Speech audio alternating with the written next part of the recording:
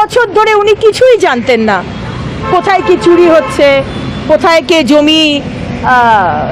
জমিতে টিএমসির party office করে দিচ্ছে, সরকারি জমি দখল করছে, কিছুই উনি জানতেন না। উনি অ্যালিস ইন ওয়ান্ডারল্যান্ড। পুলিশকে কি হাতে ধরিয়ে কাজ শেখাতে হবে?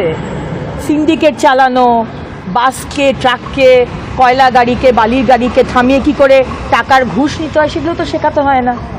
তাহলে এই বিষয়গুলো যদি এখন শেখাতে হয় বুড়ো বয়সে, যে ভিকটিমের স্টেটমেন্ট নেওয়া দরকার, জয়ন্ত সিং কোথায় আছে পুলিশ জানে না। জয়ন্ত সিং তো সেখানকার বিধায়কের অত্যন্ত ক্লোজ।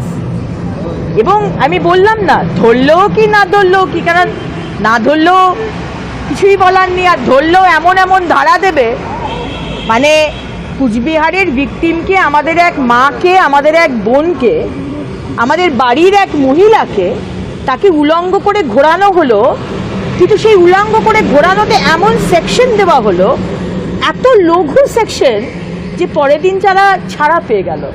তাহলে পশ্চিমবঙ্গে এটা ক্রাইম নয় যে একটা মহিলাকে উলঙ্গ করে ঘোরানো।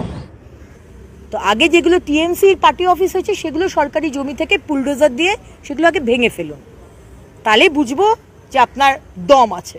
পুলিশের রোল নিয়ে আমরা অত্যন্ত চিন্তিত, যে তার মানে কি আমাদের কাউকে বিভৎস করা হলে পুলিশ স্টেটমেন্ট নেবে না, আমাদের কোনো বোনকে উলঙ্গ করে ঘোরানো হলে পুলিশ তাকে ভয় দেখাবে, বা ক্যাঙ্গারু কোর্ট বা সালিশি সভায় যদি কোনো মহিলাকে মারধর করা হয় তাহলে তাকে এমন চাপ দেওয়া হবে যে মহিলা অন ক্যামেরা বলবে, আমি যে ভিডিওটা তুললো, মানে যার জন্য আজকে ঘটনাটা সামনে এলো সারা পৃথিবীর কাছে, আমি তার এগেনস্টে কেস করতে চাই। কতটা ভয় পেলে আর কতটা তাকে সাপ্রেস করলে এই ঘটনা ঘটে। আর তারপরে আমাদের পুলিশ মন্ত্রী এবং মুখ্যমন্ত্রীর রোল অত্যন্ত নিন্দনীয়। এই সমস্ত বিষয় এবং কার্যকর্তাদের ওপর যে অত্যাচার চলছে, কালকে জগদ্দল, 7 দিন 10 দিন আগে কুচবিহার, এই সমস্ত কিছু নিয়ে উইমেন্স টিম আজকে সন্ধ্যে 6টার সময় মহামহিম রাজ্যপালের সাথে দেখা করতে যাব। এবং আমরা কিন্তু রাজভবনে যেতে একদম ভয় পাচ্ছি না। অনেকে ভয় পাচ্ছেন নাকি, ইনক্লুডিং মুখ্যমন্ত্রী। আমরা কিন্তু মহিলা, আমরা কিন্তু একদম ভয় পাচ্ছি না, কারণ সাংবিধানিক প্রধান, আমাদের অভিভাবক হচ্ছেন আমাদের মহামহিম রাজ্যপাল। আমরা তার কাছে বিচার চাইতে যাব, সিবিআই তদন্ত চাইতে যাব আমাদের কুচবিহারের ঘটনা নিয়ে, এবং দরকার হলে জগদ্দলের ঘটনা নিয়েও আমরা কথা বলবো। বললেন, দিদি আমাকে জেসিবিকে না 4 লাখ টাকা জরিমানা দিতে হয়েছে। ভাবতে পারেন যে যারাই এই ধরনের কাজগুলো করছে ঔদ্ধত্য নিয়ে, আমি তৃণমূল করি, আমাদের মেয়েটিকে তো বলেছে, তোর কত সম্মান, বিজেপি করছিস, তোর সম্মান তোর সম্ভ্রম বার করছি, এই যে ঔদ্ধত্য। এবং টিএমসির কর্মী, সুতরাং পশ্চিমবঙ্গের টিএমসির কর্মী আপনি যদি হন বা সমর্থক হলেও চলবে, আপনার কোনো শাস্তি হবে না। কোনো বিল পাশ হয়নি বলে রাজ্যে গণপিটুনি চলছে, 14 না 15 নম্বর ঘটনা আজকে সকাল অবধি হয়েছে, আর জানি না কোথায় কোথায় এই মুহূর্তে হচ্ছে। এগুলো সমস্ত এক্সকিউজ।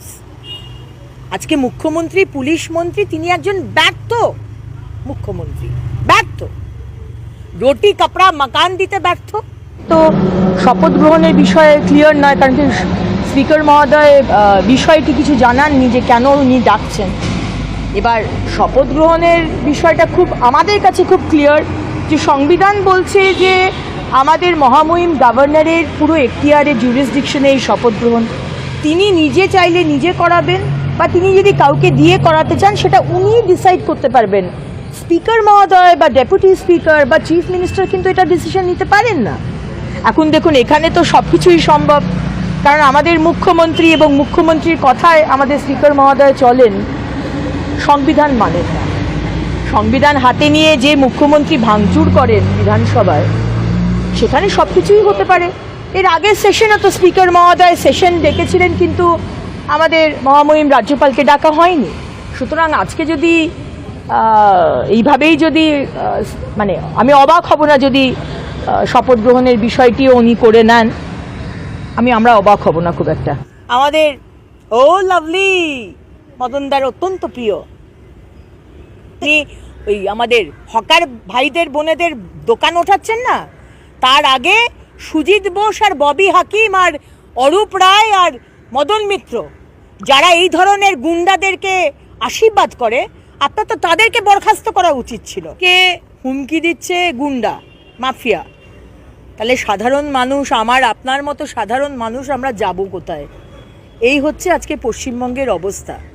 আজকে বরাবর যবে থেকে উনি মুখ্যমন্ত্রী হয়েছেন আমরা দেখে এসেছি, মুখ্যমন্ত্রী হওয়ার পরেই উনি সাউথ কলকাতার একটি থানাতে গিয়ে অ্যান্টি সোশ্যালদের ছাড়াতে চলে গেছিলেন মুখ্যমন্ত্রী হওয়ার পর।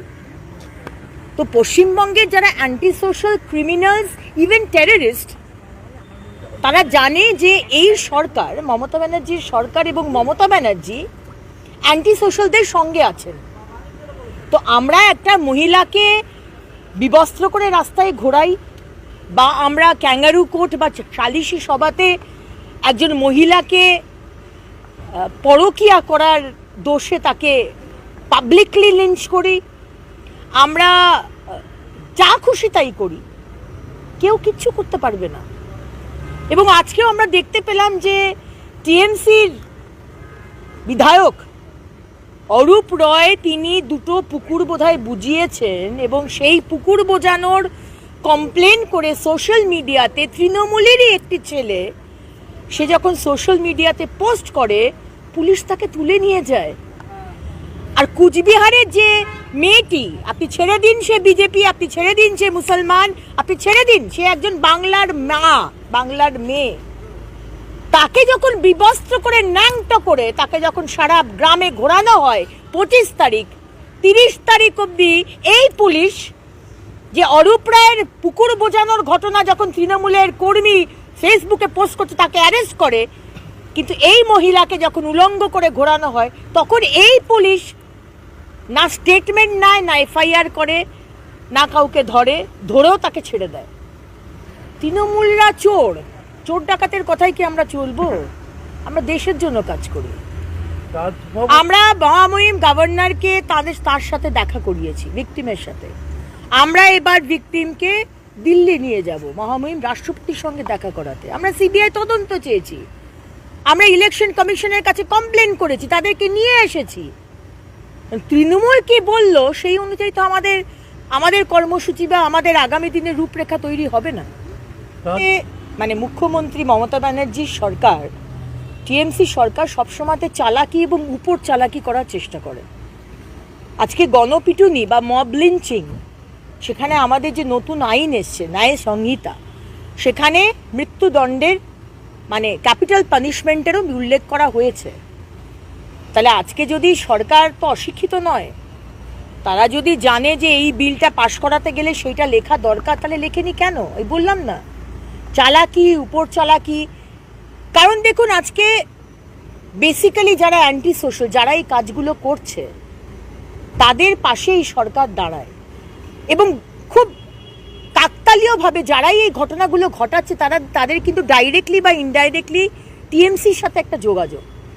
তা না হলে বলুন, কুচবিহারের ওই মেয়েটি যাকে কিছু মহিলা এবং পুরুষ মিলে বিবস্ত্র করলো, তাদেরকে অ্যারেস্ট করা, তাদেরকে সেই ধরনের সেকশন দিয়ে তাদেরকে অ্যারেস্ট করানোর পিছনে পুলিশের কারণ কি হতে পারে? সাধারণ মানুষ হিসেবে আমার চিন্তা এটাই হবে যে আজকে যখন একটা ক্রাইম কেউ করেছে তাকে তাহলে শাস্তি দাও, কেন শাস্তি দিচ্ছ না, কেন সেকশন দিচ্ছ না? তো এই যে নেক্সাসটা, প্রত্যেকটা যারা এই ধরনের কাজ করছে, জেসিবি বলুন, সন্দেশখালীর শেখ শাহজাহান বলুন, জাহাঙ্গীর বলুন, জেসিবি বলুন, এদের মাথার ওপর তৃণমূলের একটা নেতৃত্বের আশীর্বাদের হাত। তাহলে মুখ্যমন্ত্রী, আপনি একটা প্রশাসনিক সভা করে আপনি বলবেন যে আপনি বিরাট নাকি, তোমরা টাকা তুলছো, তোমরা এই করছো, পুলিশ এই করছে, সুজিত বোস এই করছে। আপনি মানে 13 বছর ধরে আপনি জানেন না, হ্যাঁ, যে জেসিবি এক্সিস্ট করে, সন্দেশখালী শেখ শাহজাহান এক্সিস্ট করে, জাহাঙ্গীর, এই ধরনের মানুষরা এক্সিস্ট করে, জয়ন্ত সিংহ, এরা আপনি জানেন না? আপনার তো আগে আপনার এই নেতৃত্ব আর মন্ত্রীদেরকে প্রথমে হ্যান্ডেল করা